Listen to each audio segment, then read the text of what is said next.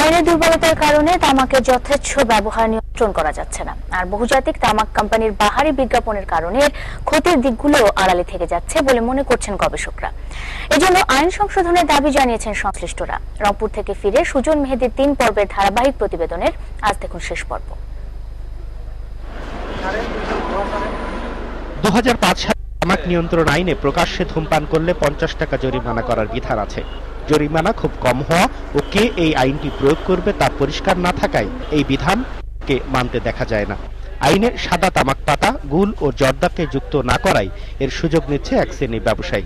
এমনকি বিড়ি সিগারেট ব্যবসায়ীরাও বলছেন আইনটি দুর্বল। যারা মনে গুল লাগায়, তারপর মনে করেন এখানে খৈনি লাগায়, তারপর মনে করেন যারা এই পাতি জর্দা, অনেক রকম বিভিন্ন জর্দা আছে, এগুলো খায়, স্বাস্থ্যের জন্য ক্ষতিকর।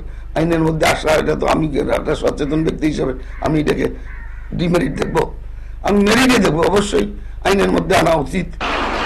আইনে সব ধরনের তামাক পণ্যের বিজ্ঞাপন নিষিদ্ধ থাকলেও তা মানা হয় না।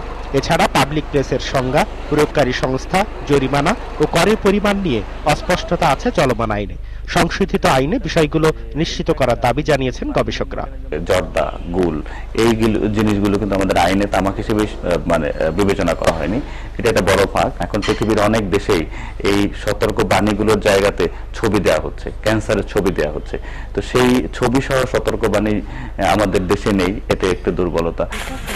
গবেষকরা মনে করেন তামাক চাষের কারণে মাটির উর্বরতা হ্রাস, পানি ধারণ ক্ষমতা নষ্ট, তামাক খেতে কীটনাশক ব্যবহারের ফলে তা পার্শ্ববর্তী জলাশয়ের মাছ, সর্বোপরি পরিবেশের যেসব ক্ষতি করে তা বন্ধে আইনে জরিমানার বিধান থাকা উচিত। যার কাছে বর্তমান আইনের দুর্বলতা সংশোধন করে নতুন আইনের একটি খসড়া চূড়ান্ত করেছে স্বাস্থ্য মন্ত্রণালয়, যা খুব শিগগিরই পাশের জন্য সংসদে যাচ্ছে। সুজন মেহেদী, ইন্ডিপেন্ডেন্ট নিউজ, রংপুর।